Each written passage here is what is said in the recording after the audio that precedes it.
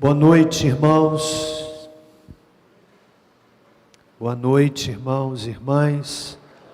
Graça e paz do Senhor Jesus. Eu quero também incluir nos motivos de orações a vida da irmã Diná, que levou um tombo e fraturou o fêmur e vai ser operada, já bem idosa. E eu quero pedir aos irmãos que orem por ela. Também pelo Paulo Roberto Júnior, que está tratando de um câncer, um jovem que carece muito das nossas orações também. Então eu quero nesse momento, antes de tratarmos do tema dessa noite, será voltado para a família, eu quero uma vez mais orar por esses dois motivos também. Senhor nosso Deus, querido Pai, em nome do Senhor Jesus, eu quero colocar diante do Teu trono a vida do Paulo Roberto Júnior, o Juninho, que luta, Senhor, com tratamento de câncer, um jovem que carece tanto da Tua graça. Oramos para que o Senhor o visite ali em São Paulo, abençoando o seu tratamento, para que ele fique livre, Senhor, desta enfermidade tão atroz.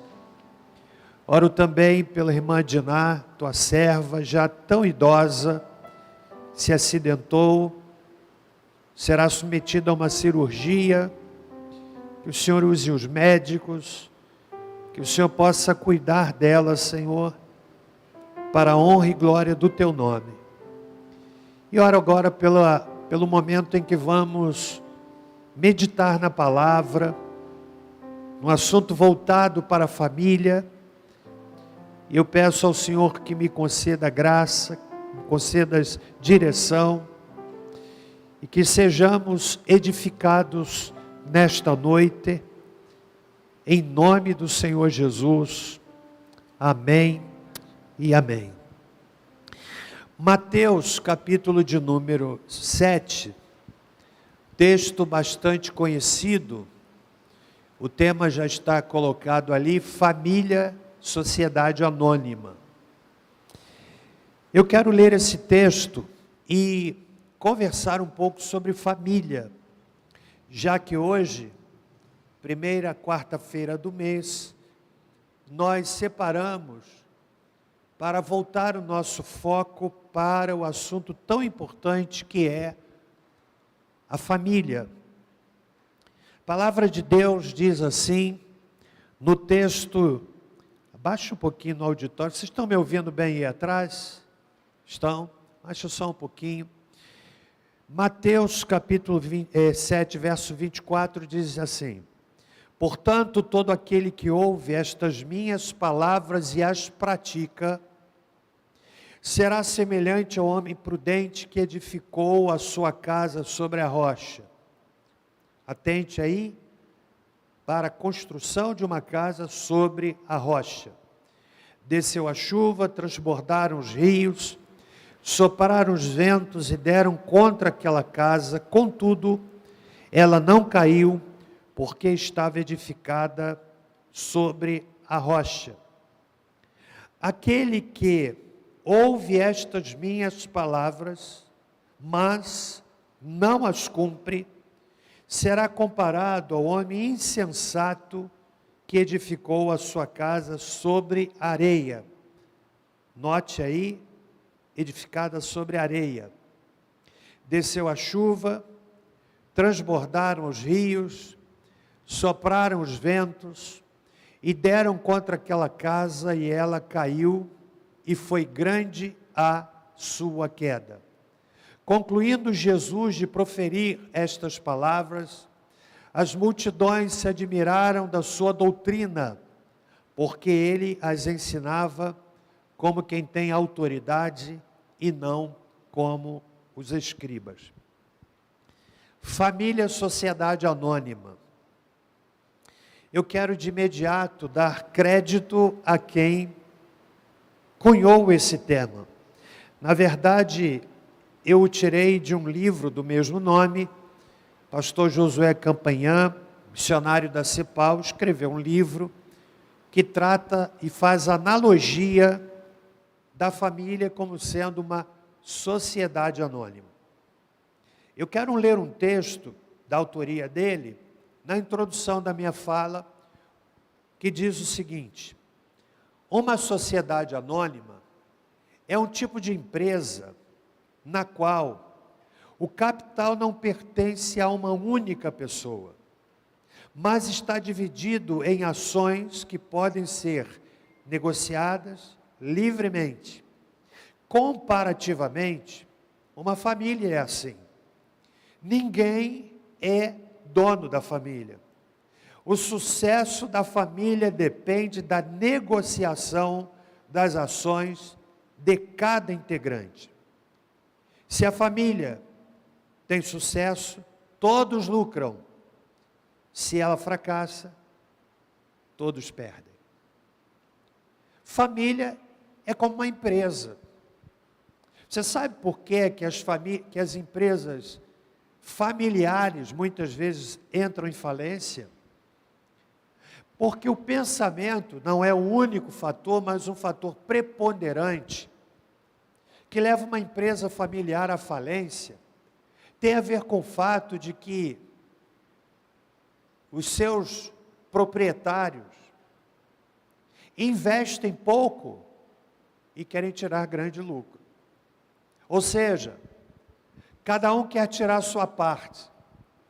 E toda empresa que não caminhe na perspectiva de investir bastante e lucrar menos, inevitavelmente vai entrar em falência. E as empresas familiares vivem isso. No final do mês, e às vezes até em vários dias do mês, cada um chega e vai lá no caixa e quer uma parte. E se os proprietários, famílias, por exemplo, que tinham lá um patriarca, que criou a empresa, que a fez crescer, que a fez prosperar, e ele fale, e ele falece, aí vem os filhos que assumem a liderança da empresa. Cada um chega, vai lá no caixa e tira um pouco. Não definem qual é o salário de cada um, e já é um fator determinante. Aí lá vai o outro e tira alguma coisa. Aí mistura a despesa pessoal com a despesa da empresa. Não há um controle adequado de investimento. Há mais saída do que entrada. E, consequentemente, a empresa vai chegar à falência. O mesmo acontece com a família.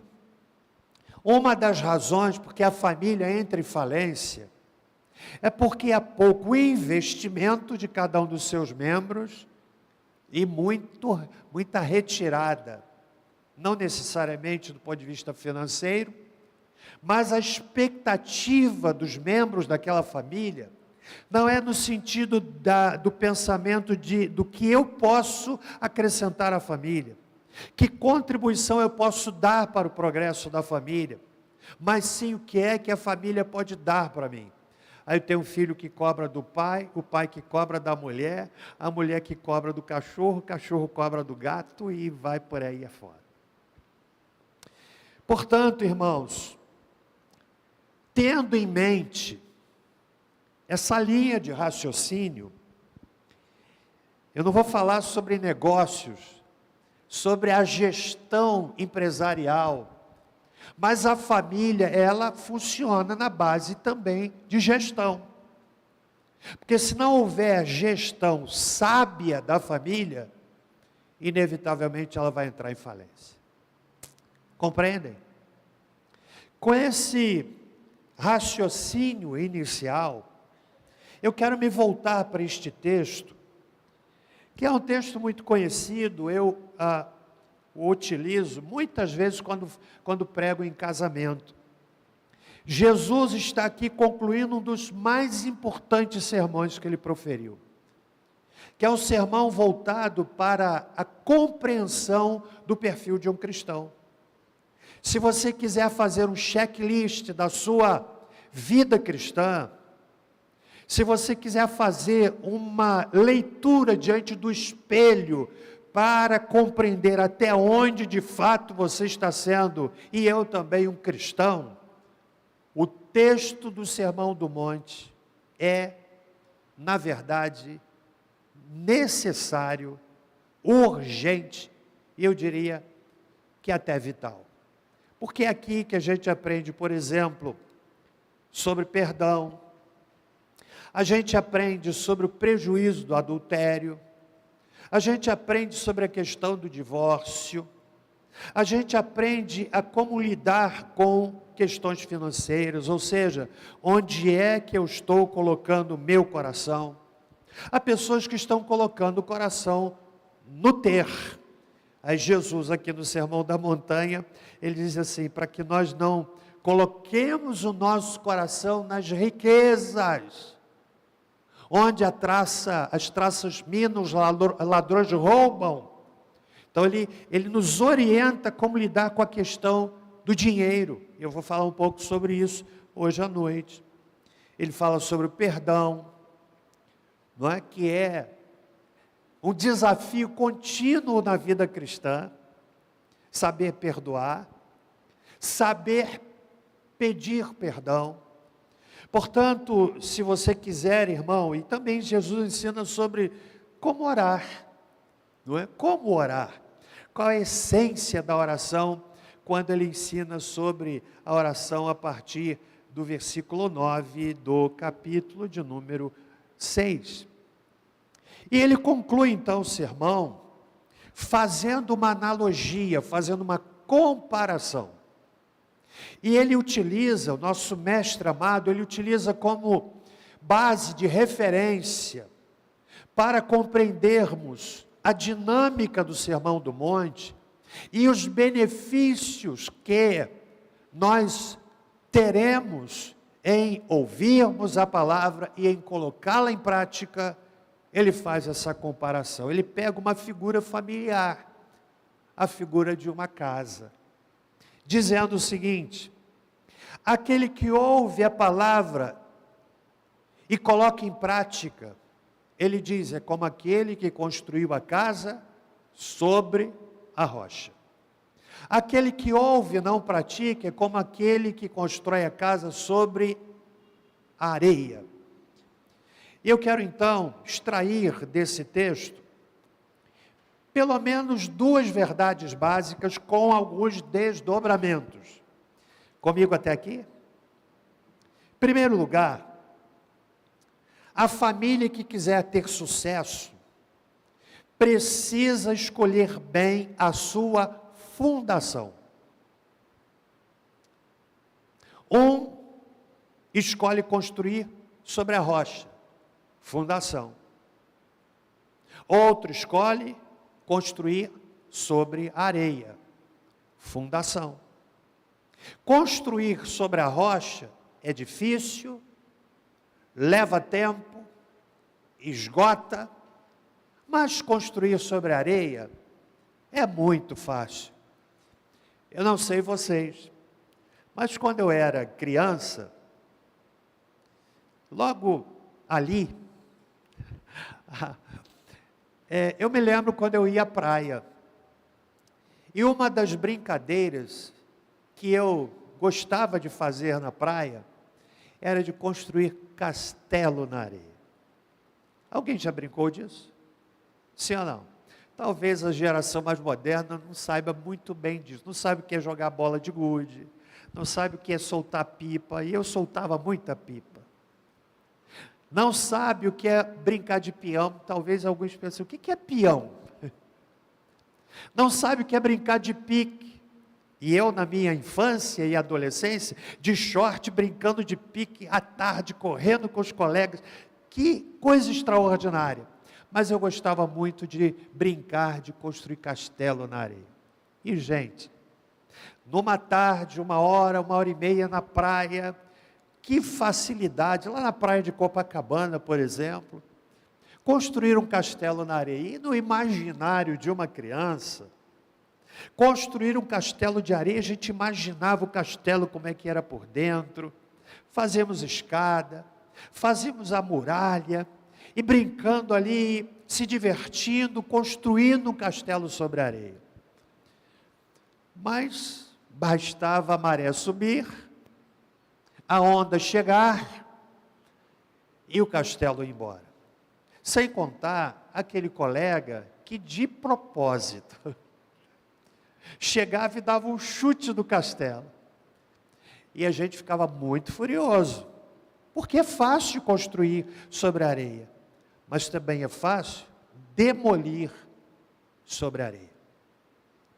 Você visita o velho mundo, a Europa, Inglaterra, Itália,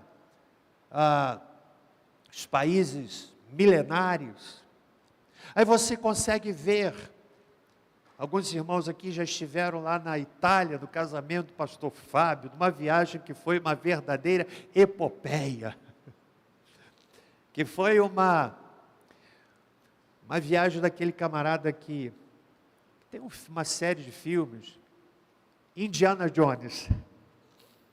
Você viaja lá no velho mundo, aí você consegue olhar lá sobre a montanha, sobre a rocha, um castelo construído.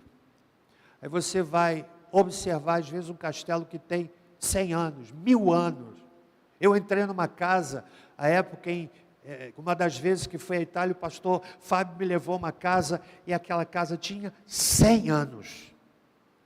Você vê castelos que têm 2000 anos, mas ainda estão lá impávidos, firmes, porque foram construídos sobre a rocha. Isso tem a ver com a fundação, estão entendendo?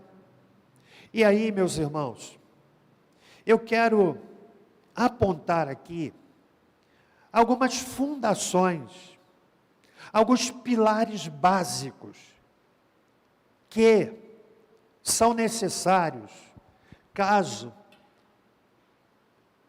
escolhamos, tenhamos o sonho, propósito de ter uma família edificada sobre a rocha. Primeiro, dizer que leva tempo. Construir o que tem longevidade leva tempo.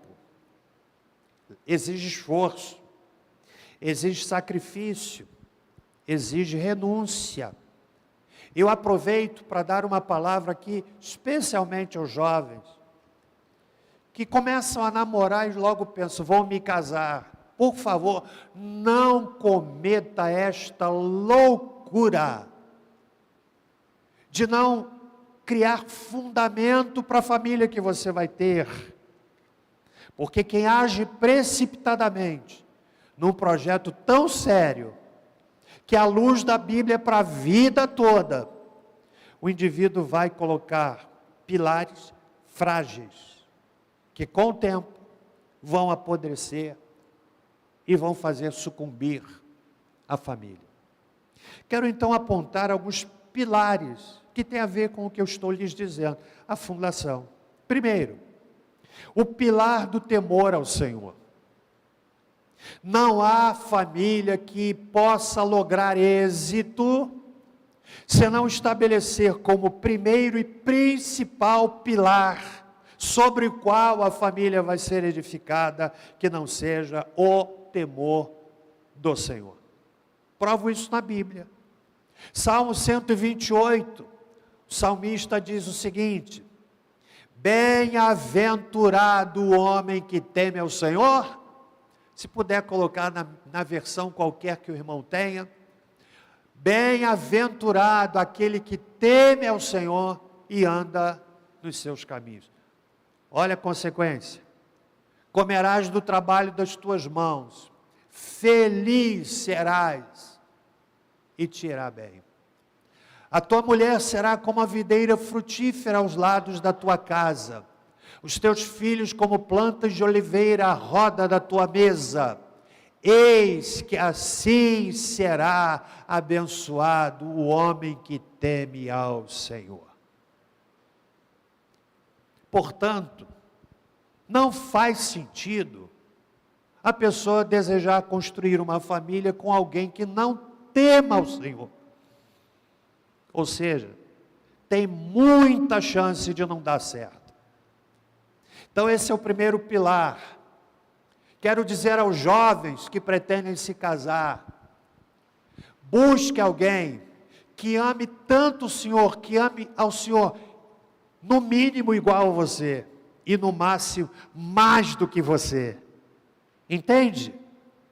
Não entre numa aventura de construir uma família com alguém que não tem temor do Senhor. E às vezes a pessoa se precipita, porque diz assim, mas ele é tão bonito, ela é tão bonita, ele é um gato, ela é uma gata. Eu não sei se ainda usa essa comparação, porque aquele que vai por esse princípio, de olhar o visual, começa chamando de gato, termina chamando de anta. Sai da área do zoológico, dos felinos tão bonitos, e vão parar na área dos paquidermos, das antas, dos elefantes. Você é isso, você é aquilo. Então o princípio primeiro é temor do Senhor. Não abra mão de fincar a estaca sobre a rocha, iniciando com o temor do Senhor. Segundo pilar, pilar da palavra de Deus. Aqui no texto do capítulo de número 7, o nosso Salvador faz essa analogia.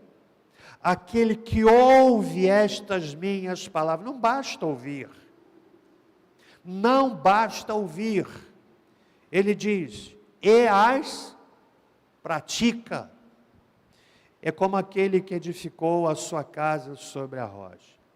Aquele que ouve, por outro lado, e não pratica, é aquele que edificou a sua casa sobre a areia. Mas há um terceiro pilar, já que eu quero extrair desse texto, e no seu desdobramento, duas verdades básicas. Para que a sociedade anônima, chamada família, na Bolsa de Valores da vida, seja altamente valorizada. Mais do que as empresas de capital aberto, que estão na Bolsa de Valores dos Estados Unidos, e que se valorizam de um dia para o outro, às vezes no mesmo dia, começam com ação valendo determinado valor, e terminam o dia com o valor de cada ação elevadíssimo. Segundo pilar, então, o terceiro pilar, primeiro é o temor do Senhor, segundo pilar da palavra de Deus, terceiro lugar, o pilar do respeito. Há muitas famílias, sociedade anônima, que estão entrando em falência porque perderam o respeito. O marido não respeita a mulher, a humilha na frente dos filhos. A mulher não respeita o marido, o humilha na frente dos filhos. E os filhos vão aprendendo aquela dinâmica de uma família disfuncional. Aí o filho não respeita o pai. Quantas histórias já ouvi de filhos que literalmente saíram na briga física com o pai, olhando o pai por igual. O pai pode ser amigo do filho, o filho pode ser amigo do pai, mas acima disto está um princípio de hierarquia, onde o pai é o pastor da casa, é o líder da sua casa. E quantas famílias disfuncionais, onde o desrespeito se tornou a regra. Ou seja, as ações daquela família estão terrivelmente desvalorizadas. Estão entendendo a analogia que eu estou fazendo aqui? Leio Colossenses capítulo 3, versículo 18, ao versículo de número 21. Olha que princípio de respeito que Paulo utiliza para que a família, a sociedade anônima dê lucro. E a que lucro eu me refiro? Ter filhos equilibrados, Ter filhos que reproduzam o modelo da sua própria família. Guarde uma coisa, irmãos. Quando nós entramos no casamento, nós entramos com a perspectiva do modelo de família que a gente tem. Se o indivíduo vem de uma família disfuncional, a chance de ele reproduzir a disfuncionalidade da sua família matriz é muito grande. Por isso o dever que nós temos de termos famílias saudáveis, para que os nossos filhos tenham uma referência. Está entendendo? Tem uma referência. Porque senão, instintivamente, ele reproduz. Por exemplo, aquele menino que cresce numa família onde só tem briga, só grito. Ali entra no casamento. Quase que instintivamente, ele vai reproduzir o modelo de família que ele tem. Por isso que a exposição da Bíblia, dos textos que a gente vai ler aqui, essa exposição nos ajuda a trazermos princípios que nos ajudem e orientem a construirmos famílias, sociedade anônima sobre a rocha. Vejam o que diz Paulo, capítulo 3, Colossenses, verso 18 a 21. Vós, mulheres, estáis sujeitas a vossos próprios maridos, como convém no Senhor. Vós, maridos, amai vossas esposas, e não vos irriteis com elas. Sabe o que é isso, irmão? Paciência. Paciência com a esposa, por exemplo, quando ela escolhe o vestido, escolhe outro, e o tempo vai passando, porque tem aquele dia que a mulher, e até o homem, veste uma roupa, essa não caiu bem. Eu acho que isso acontece no Rio, aqui em Barra do Piraí não acontece, não. Essa não ficou boa. Não, essa que eu vou, mas não está bem ainda. Aí você está vendo a hora passar, mulher, essa não terminou. A gente precisa ter paciência. Paciência. Não vos irriteis com elas. Olha o próximo princípio. Vós, filhos, obedecei em tudo a vossos pais, porque isto é agradável ao Senhor. Vós, pais, não irriteis a vossos filhos, para que não percam ânimo. Você sabe o que é que irrita um filho? É quando os pais dizem alguma coisa e fazem outra. Quando não há coerência entre a fala e a conduta. Porque especialmente uma criança, ela aprende, não é tanto pelo que ela ouve, mas sim por aquilo que ela vê. Aí o pai dá uma ordem, mas pratica outra. Ou é inconstante na sua orientação. Dá uma orientação aqui, daqui a pouco dá uma outra orientação contrária àquela. Irritam os filhos. Então, os princípios que Paulo estabelece aqui, são princípios que têm a ver com o respeito dentro da família.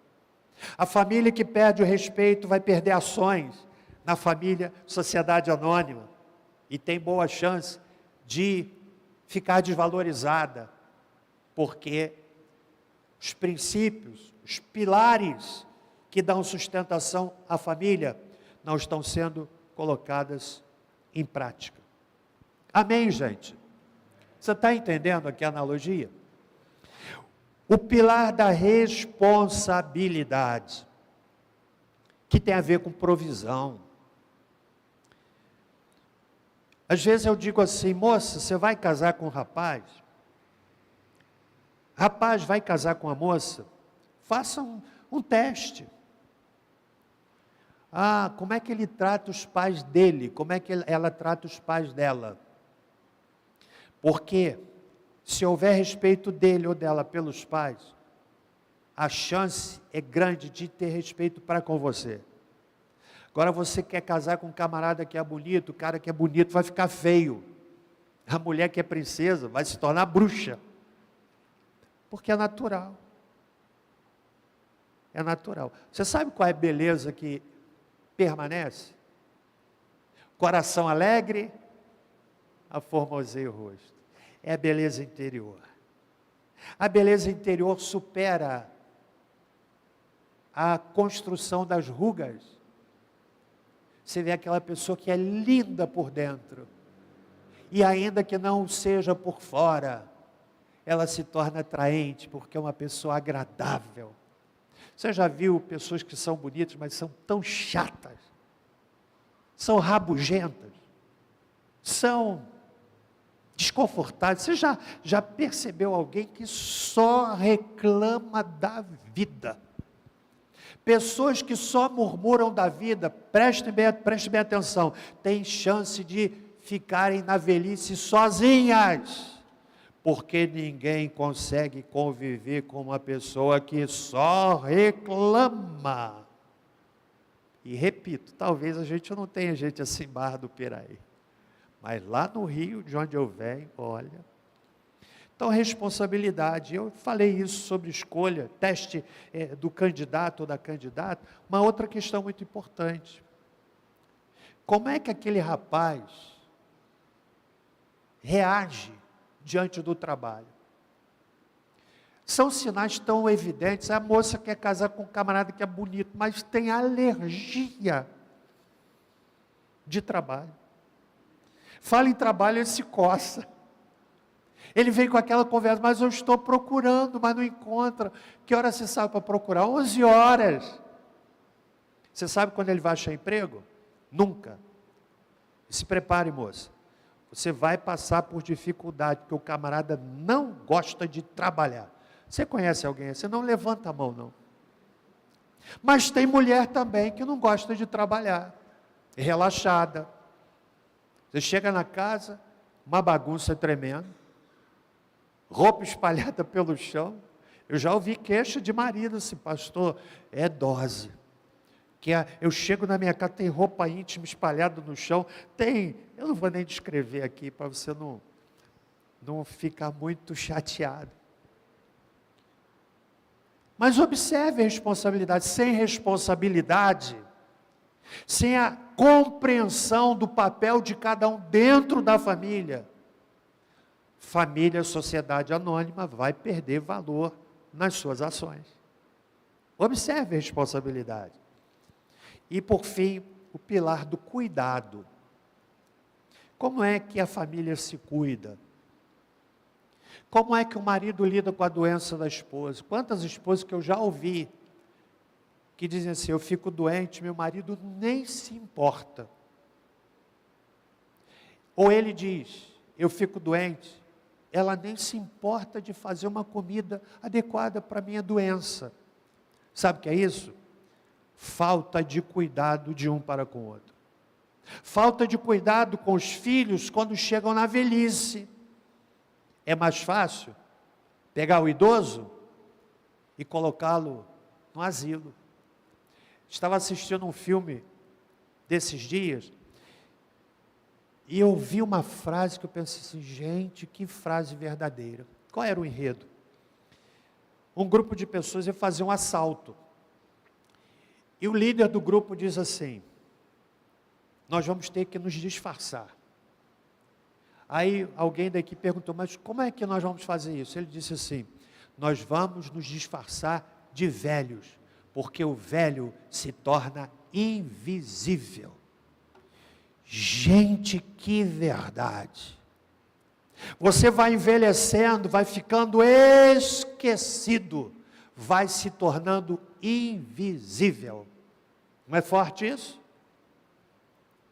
Eu sei que um dia eu vou envelhecer mais. E eu já me preparo com a minha amada esposa para a possibilidade de nos tornarmos invisíveis, porque infelizmente no Ocidente é assim. Lá na Ásia, eu vi isto na Coreia, que respeito se tem pelo idoso. Gente, o idoso é visto como o receptáculo da sabedoria. São valorizados. No Ocidente, o idoso é descartável. Sim ou não? A começar pela arquitetura das cidades. Como é terrível andar na nossa cidade, por exemplo, toda esburacada. correndo o risco de levar um tombo, e o idoso acaba perdendo cálcio nos ossos. Portanto, a facilidade de não ter um tombo, quebrar a perna, como a irmã Diná, 90 anos, não é? Porque fica fácil, a saúde fica fragilizada. Então, irmãos, família, sociedade anônima, ela precisa considerar a fundação. Estão comigo até aqui? Sim ou não? Colocando o pilar do temor ao Senhor, pilar da palavra de Deus, pilar do respeito, pilar da responsabilidade e o pilar do cuidado. Por fim, que não vai ser rápido, eu leio o texto que fala que a gente precisa olhar para a fundação, construir na rocha, construir sobre a areia. E é o segundo e último princípio que vai ter um desdobramento, que é o seguinte: observou que tanto a casa construída sobre a rocha, quanto aquela construída sobre a areia, ambas passaram pelas mesmas dificuldades, quais sejam: desceu a chuva, transbordaram rios, sopraram vento e deram contra aquela casa. O mesmo é dito de uma que foi construída sobre a rocha e de outra que foi construída sobre a areia. Ou seja, segundo ponto da mensagem, e são apenas dois: toda a família enfrenta momentos de tempestades. Tanto a família do ímpio quanto do crente. Sim ou não? Tanto a família do ímpio que lida com uma doença, um diagnóstico terrível, quanto a família do crente, que ora, que lê a Bíblia, que é dizimista. Não é exclusividade, é possibilidade para qualquer pessoa. Oramos para que Deus nos livre. Mas, ainda que eu andasse pelo vale da sombra da morte, não temeria mal algum. E eu quero apontar aqui algumas tempestades que vêm sobre a família, sociedade anônima. Estão entendendo, irmãos? Está abençoando você? Primeiro, a tempestade chamada dívida. Rick Warren diz o seguinte: o dinheiro domina a nossa vida. Consumimos grande parte do nosso tempo ganhando, gastando, poupando, investindo, doando e pensando em dinheiro. Olha o que disse Rick Warren. Uma pesquisa revelou que tensões e conflitos financeiros são fatores principais em mais de 50% dos divórcios lá nos Estados Unidos. Quantas famílias brigam por conta de dívida? Contas que se acumulam e por uma gestão desequilibrada, o dinheiro começa a faltar, o desrespeito começa a chegar, as brigas vêm a reboque, ofensas mútuas. Você me tirou de casa onde eu tinha tudo e agora eu estou aqui nessa casa passando necessidade. Tempestade chamada dívida. Eu quero ler para vocês alguns sinais de que suas dívidas podem estar fora de controle. Esses sinais que eu vou listar aqui, ao final eu vou dizer as suas fontes, a sua fonte, ou as suas fontes, né? Aliás, a sua fonte, porque vem tudo de uma fonte só. Primeiro sinal de que suas dívidas podem estar fora de controle. A pessoa esconde as compras para que os familiares e amigos não vejam. Compra e esconde, porque sabe que não dava para comprar, mas comprou escondido. É sinal de que as dívidas estão fora de controle. Gente, o que Rick Warren disse é verdade. Dívida dão 50% de chance do casamento chegar ao divórcio. Talvez eu esteja até falando a alguém aqui que está vendo os efeitos disso na sua própria família. Mas não para aí não. Outro sinal: mentem que os produtos custaram menos do que o valor real. A pessoa compra por um valor Aí chega em casa, a pessoa pergunta, quanto foi? Aí ela coloca o preço lá embaixo. Mente. Sinal de que a sua vida financeira, de que as dívidas podem estar fora de controle. Está entendendo? Terceiro lugar, sempre adiam a resolução do problema das dívidas para o mês que vem. Ih, está apertado esse mês. Vou pagar no mês que vem. Aí fala isso em janeiro, fevereiro, março, abril, maio, junho, julho, agosto, setembro, outubro, novembro, dezembro, dia 31 de dezembro. Aí faz um voto, Senhor, no ano que vem eu vou pagar minhas dívidas. Aí vem janeiro, não, vou pagar em janeiro. Agora apertou, vou pagar em fevereiro e vai assim. Sabe o que é isso? Sinal de que as suas dívidas podem estar fora de controle. E eu digo isso para lhe ajudar. Não para aí. Quarto item, outro sinal. Pagam apenas a parcela mínima do cartão de crédito. Há pessoas que incorporam o cartão de crédito no seu orçamento. É loucura. Você sabe quanto é que o cartão de crédito pega de juros? Pesquisa lá, é fácil de ver. E há pessoas que, gente, eu já vi pessoas que têm mais de 10 cartões de crédito. Dá uma falsa sensação de poder econômico. Porque é fácil, cartão de crédito. Aí tem 2, 3, 4, 5, e enche a carteira, e faz questão de abrir. Gente, tem tanto cartão de crédito, mas não tem dinheiro para pagar. Está entendendo? Não, cartão de crédito, passa aí no cartão. Agora não tanto, mas antigamente tinha uma outra loucura, gente que emprestava cheque. Pensa que doideira. Ou então que emprestava cartão de crédito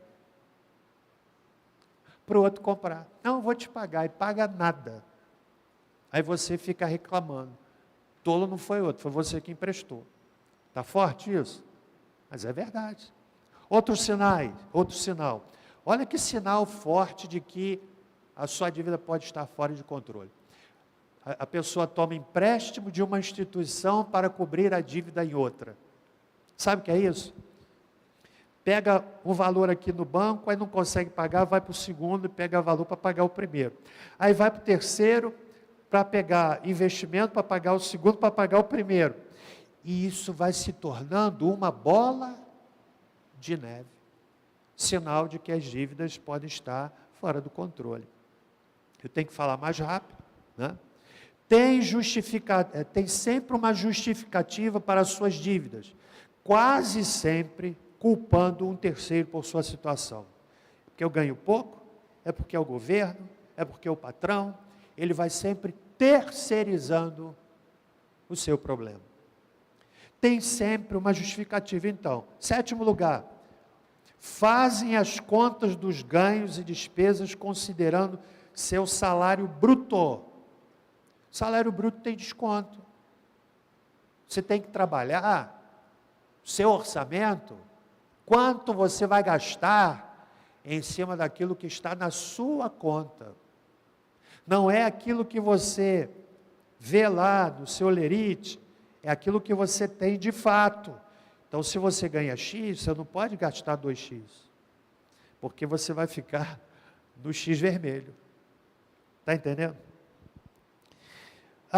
Oitavo lugar, a pessoa possui dívidas longas, superiores a 3 meses, de compras de itens supérfluos, que não sejam a casa própria, o carro, ou um crédito educativo, por exemplo. Tem dívida longa com coisa supérflua, porque comprou roupa, porque comprou 10 pares de sapato, parece que é uma centopeia, não é verdade? 15 pares de sapato, gente, parece loucura, mas tem gente que tem 15 pares de sapato, tem trocentas mudas de roupas, que vão abençoar muito, não a sua vida, mas abençoar o bazar. Por favor, dê para o bazar, porque o bazar gosta de coisas com etiqueta, não é isso, Glaucio? Dá um glamour, pendurar lá, etiqueta novinha, a pessoa comprou e nunca usou, mas tem uma dívida em cima de coisas supérfluas. Muitas vezes a pessoa faz isso, sabe por quê? Para ostentar, para mostrar que pode, mas não pode. A dívida está fora de controle. Gente, você está entendendo aqui o pastor está falando? Sim ou não? Sim ou não? Quem é que está desconfortável? Não responda não. Porque o propósito é esse mesmo. É te fazer mexer no banco. Sentar de lado e dizer, meu Deus, por que eu vim ao culto hoje? Para te ajudar, querido. Porque dívida compromete a família e a sociedade anônima. 9º lugar, evitam falar sobre dívidas. 10º lugar, não conseguem ficar um dia sem comprar algo. Tem gente que tem compulsão por compra. Compra o que não vai usar com o dinheiro que não tem para pagar. São compulsivos. São compulsivos. E agora, na segunda parte dessa tempestade chamada dívida, que eu vou dar a fonte da qual eu tirei esses itens, dicas para evitar o endividamento exagerado. Você quer saber como evitar endividamento exagerado? A questão não tem a ver com o que você ganha, mas como você gasta. Há pessoas que ganham muito bem, estão sempre no vermelho. E outros que não ganham tão bem, mas estão sempre no azul. Consegue até juntar o dinheirinho para comprar alguma coisa. Aí o outro que ganha um valor elevado, mas está sempre no vermelho. Porque não faz uma boa gestão da sua vida financeira. E o autor dessa pesquisa, que eu estou lendo para os irmãos, é pesquisa, que eu vou dar a fonte daqui a pouco. Sugestão, então, de dicas para evitar o endividamento exagerado. Você que está me ouvindo aí pela internet, eu sei que você está anotando, eu sei que você está dizendo assim, pastor, está mexendo comigo. O propósito é esse, amigo. O propósito é esse, para te ajudar. Primeiro, como evitar? Corte despesas desnecessárias. Você sabe quais são as despesas desnecessárias. Converse sobre o assunto com amigos e familiares, se forem pessoas sensatas. Busque ajuda. Busque ajuda. Mas veja bem, com quem você vai se abrir, porque às vezes você vai buscar ajuda com uma pessoa que está pior do que você. Você vai pedir ajuda, me ajuda a sair do cartão de crédito. Aí ele vai te dar uma porção de dicas. Você pergunta para ele, e você? Sim, eu estou enroladíssimo. Não vai ser ajuda para você, ele vai tentar amenizar, porque ele está com dificuldades pessoais. Nunca gastem contando com os ganhos futuros ainda não confirmados. Sabe o que é isso? Chega janeiro, o camarada está pensando no 13º. Senão, como eu vou ganhar o 13º? Aí já começa a comprar antecipadamente. Mas ele não conta, por exemplo, que no meio do caminho ele pode lidar com uma doença, com um tratamento dentário que vai consumir boa parte do 13º, com uma despesa de um filho, uma despesa inesperada, está gastando na perspectiva daquilo que acha que vai ganhar. É loucura isso. É loucura isso. Priorizem as despesas básicas e reserve parte do salário para situações de emergência. Separe uma parte do que você ganha, porque a emergência vem. Aí chega a emergência, pega a pessoa que não se preparou, sabe o que ela vai fazer? Vai correr para a agiota. Loucura entrar no caminho do agiota, que vai cobrar um juro exorbitante e a pessoa fica presa.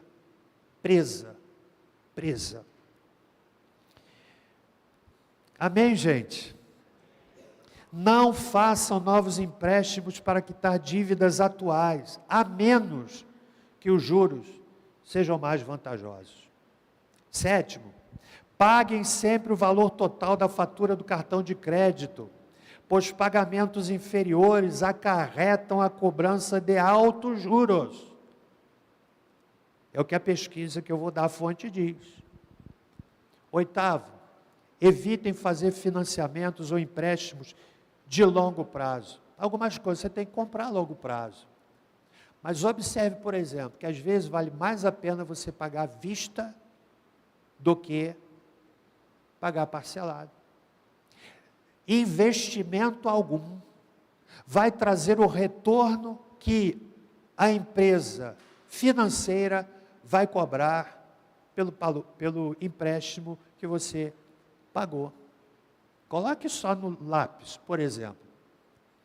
Então, na medida do possível, pague num curto prazo, ponha no papel e você vai ver o quanto você vai ganhar evitando os juros do empréstimo financeiro. Nono e penúltimo lugar. Ao financiar, leia, entenda e avalie o compromisso que está assumindo. Informe-se sobre o custo efetivo total do empréstimo e compare com o de outras lojas. Você tem que pesquisar. Por exemplo, comprar remédio.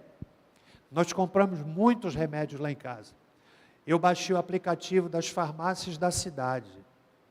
E eu descobri uma coisa, que você, consultando no aplicativo, e vai à loja física, o valor da loja física é elevado. Aí você diz assim, mas no aplicativo está esse valor. E eles cobrem o valor do aplicativo.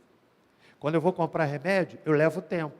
Porque eu vou todas as lojas, faço anotação. Gente, eu já ganhamos R$100 de diferença numa caixa de remédio. Só porque nós fizemos pesquisa. Comprar, por exemplo, você compra na loja física, e eu não estou aqui desencorajando você comprar na loja física. Comprar na loja física da cidade, você movimenta o comércio da cidade. Mas fala sério. Aí você vai lá numa empresa, eu não vou fazer merchandising aqui, você consulta o mesmo objeto na internet. Aí você vê que tem uma vantagem tremenda. Às vezes não tem. Às vezes é melhor comprar na loja física. O que você faz? Você vê o valor na loja física e você vê o valor na internet. Talvez o que eu esteja falando que vai aborrecer muito comerciante, mas eu não estou pensando no comerciante, estou pensando na sua finança, na minha finança. Aí você vê, na loja física está X. Na internet você encontra menos da metade do que está no comércio físico. O que é que você faz? O que é que você faz? Eu não sei você, mas eu vou onde o preço está menor, sem perder a qualidade. Porque às vezes a pessoa pensa que o mais caro é o melhor e o mais barato é o pior. Nem sempre. Consulte. Por exemplo, fui comprar uma televisão há tempos atrás, que a minha começou a ficar assim meio deprimida. Que às vezes ela apagava. O que é que eu fiz? Liguei para quem entendia de televisão. E aí, o que você me sugere? Aí a pessoa disse assim, pastor, não compre tal marca, porque tem muito problema, e essas televisões modernas têm outro problema também, sabe qual é? Cheias de tecnologia, mas muita gente não sabe que quando ela pifa, você tem que jogar no lixo. Eu vi isso na loja aqui que eu fui levar a minha televisão para consertar. Aí o proprietário disse assim, pastor, essa televisão vale a pena consertar. Aí me mostrou assim, uma bela televisão de 70 polegadas. Pensa numa televisão de 70 polegadas. Aí ele disse assim, está aqui para o enfeite, porque vai para o lixo, não presta, não serve, pifou, não tem conserto. Só pesquisar. Está entendendo, irmão? Sim ou não? Eu posso falar mais um pouquinho? Você topa ouvir? Sociedade Anônima, família Sociedade Anônima. Eu quero que a minha família Sociedade Anônima dê muito lucro. Emocional, relacional, financeiro, quando a gente trabalha de forma funcional. Tem gente que quer viver de aparência. Compra só para dizer que eu comprei. Às vezes o outro compra porque pode. E ele não pode, mas compra e fica endividado. Por fim, decidam sobre novas dívidas juntamente com sua família. Ouça, família, vamos fazer isso? Lá em casa a gente faz assim. Vai comprar alguma coisa, a gente senta, vê se dá conversa e tal, concordamos, a gente compra. Eu tenho um hábito que eu acho que não é bom. Você sabe qual é? Às vezes eu compro uma loja, um sapato, por exemplo. Aí eu tenho um hábito que eu sei que não é bom. Aí eu vejo depois em outras lojas se eu fiz uma boa compra. Às vezes eu fico assim, yes, fiz uma boa compra. Mas às vezes eu fico assim, meu Deus, por que eu não procurei um pouquinho mais? É um hábito que não é bom não, sabe? Mas a gente conversa em casa. Vamos fazer? Dá para fazer? Eu não chego em casa dizendo, querida, comprei um carro. Porque isso tem que ser decidido como? Em família. Entendem?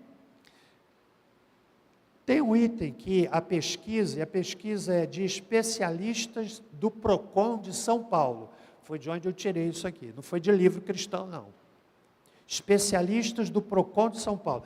Mas tem um item que eles não colocaram, que eu diria que é o mais importante. Você sabe qual é? Para evitar endividamento exagerado? Quem é que sabe? Seja o quê? Dizimista. Você sabia que ser dizimista é investimento? Deus precisa do seu dinheiro? Sim ou não? Quem é dono da prata precisa do seu dinheiro? Não, ele é dono da prata e do ouro. Seja dizimista. E eu vou provar isso na Bíblia. Está lá em Provérbios capítulo 3, versos 9 e 10. Mais 7 minutos e eu termino. Como eu não vi qualquer pessoa saindo, eu estou me sentindo encorajado a avançar um pouquinho mais. Depois dessa palavra, então, é que você não vai sair mesmo, né? Provérbios 3, 9 e 10. Coloca, por favor. Honra o Senhor com os teus bens e com a primeira parte de todos os teus ganhos. Dízimo não é na sobra. Primícia, sabe o que é primícia? Primeira parte. Sou eu que estou inventando isso não, gente, está na Bíblia. E olha o que o Senhor diz no verso seguinte: e se encherão os teus celeiros, e transbordarão de vinho os teus lagares. Honra o Senhor. Quantos crentes endividados, que não conseguem ser dizimistas. Eu não fico olhando quem é dizimista ou não, e eu tenho condições para isso, porque eu sou pastor da igreja, até para que eu fique à vontade para falar sobre dívida, sobre dízimo, para que ninguém sinta que pastor olhou lá, eu não sei. Se me perguntar, alguém é? Não, eu sei que eu sou. Eu acho que não faz tanto sentido o pessoal cantar aqui, não ser fiel a Deus. Eu acho que não faz sentido a pessoa vir dirigir o culto e orar pelo momento do dízimo, e eu estou dizendo que eu não conheço quem faz isso, ok? Estou falando hipoteticamente. Como é que a pessoa vai orar agradecendo pelo dízimo se ele não é fiel? Sim ou não, gente? Está claro isso? Que eu estou doutrinando a igreja. Não faz sentido o professor da escola dominical ensinar sobre dízimo e ele mesmo não é dizimista. É hipocrisia. Conserte-se com Deus. Conserte-se com Deus. Não faz sentido a gente cantar louvores que falam de entregar ao Senhor, tudo entregarei, e não sei mais o que e tal, mas a pessoa não é fiel, é hipocrisia. Está claro ou não? Alguém vai sair da igreja agora? Mas paciência, é revelação. Eita, está pesado hoje, né? Eu acho que tem muita gente desconfortável, eu acho. Lá em casa, aqui não, tá? Só que está ouvindo pela internet. Fala, Deus! Ih, que silêncio que bateu aqui. Você pode dizer assim, fala, Deus! Ih! Vou dar chance outra vez. Fala assim, fala, Deus! Não está muito convincente não, mas deixa passar. Avançando um pouquinho mais. Segunda tempestade. Primeira dívida. Segunda tempestade chamada traição. Vou ser mais rápido agora. Você sabia que a segunda maior dor que uma pessoa pode sofrer é a traição, ficando apenas atrás da perda de um filho. A maior dor emocional na vida de uma pessoa é a perda de um filho. E eu não quero nem saber disso. Você pode dizer amém? Para você também? Amém? Amém, gente? E a segunda maior dor é a dor da traição. A traição pode provocar um sentimento semelhante ao luto por uma pessoa amada que faleceu. A traição gera sentimentos altamente tóxicos e destrutivos para quem traiu e para quem foi traído. A traição destrói a confiança no traidor e fere terrivelmente quem foi traído. É por isso que pessoas que foram traídas, se não liberarem de fato perdão, elas vão sempre levantar o defunto. 5 anos depois, não, mas você me traiu. 10 anos depois, você me traiu, porque não liberou traição. Esaú foi traído por seu irmão Jacó. Isto gerou um terrível sentimento de amargura que o fez desejar matar o seu irmão. O texto está aí, você pode ler depois. Traição abre um buraco no coração de quem foi traído e abre uma terrível amargura no coração também de quem foi traído. Hebreus 12, 14 a 15 falam da raiz de amargura. Penúltimo lugar, a tempestade chamada drogas proibidas e drogas permitidas. Quantas famílias estão destruídas porque o marido é um alcoólatra? Às vezes, quando ele está lúcido, é uma boa pessoa, mas quando está alcoolizado, ele se torna um monstro. Quantas famílias destruídas por causa das drogas permitidas? Bebida, cigarro. A pessoa não sabe o dano que ela está trazendo para a sua vida. A chance enorme de ter um câncer no pulmão por causa da nicotina. Isso gera problemas no casamento, na família, sem contar as drogas proibidas, como cocaína, maconha, crack. Quantos homens e mulheres que estão lá na Cracolândia foram extraídos da família, não foi por um bandido, não foi por um assaltante, mas foi por causa das drogas. E por fim, eu queria ter tanto tempo para pregar a palavra dessa noite. A tempestade chamada pornografia. A pornografia faz uma pessoa se tornar viciada. Há uns anos atrás, eu estava indo para um congresso da CEPAL, lá em Campinas, parei em São José dos Campos, na Igreja Batista, à época Igreja Batista, hoje Igreja da Cidade, que ficava ali na Dutra. Estava vendo um congresso, eu conheci algumas pessoas, parei lá a conversar, o pastor e tal. Eu fiquei curioso das oficinas. Aí o irmão disse assim, aqui a gente tem uma oficina também, oficina que eu falo é um treinamento, uma ajuda a pessoas com pornografia, vítimas viciadas em pornografia. Aí aquele irmão disse assim, está vendo aquele senhor lá? 60 anos, viciado em pornografia. Está sendo tratado para se libertar disso. Vocês não têm ideia de quantas pessoas nos bancos das igrejas, louvando a Deus, adorando ao Senhor, e na calada da noite, estão se envenenando com pornografia. Desvalorização da igreja, da família. As ações vão sendo desvalorizadas. A pornografia faz uma pessoa vestir uma fantasia que destrói a si mesma, e destrói o outro, e destrói a família. Vamos ficar em pé. Qual foi o tema da mensagem dessa noite? Qual foi? Como é que você quer que fiquem as ações da sua família, sociedade anônima? É você que define, querido. Eu quero que as ações da minha família valham muito, estejam elevadíssimas. E eu quero investir para isso. Orando pela família, orando em casa, dando exemplo. E a família, então, fica naquela valiosa. Que Deus ajude você e a mim também. Vamos orar. Pai, muito obrigado pela experiência de culto desta noite. culto da família. Eu oro para que as palavras ministradas tenham caído verdadeiramente em cada coração. Que o Senhor nos ajude para que as nossas famílias sejam valiosíssimas, como devem ser. E agora que o amor de Deus, nosso Pai, a graça salvadora de Jesus, a doce consolação do Espírito Santo conosco sejam, e com todo o povo de Deus, e com todas as famílias espalhadas pela face da terra, desde agora e para todo sempre. Amém. Vá em paz, uma boa noite.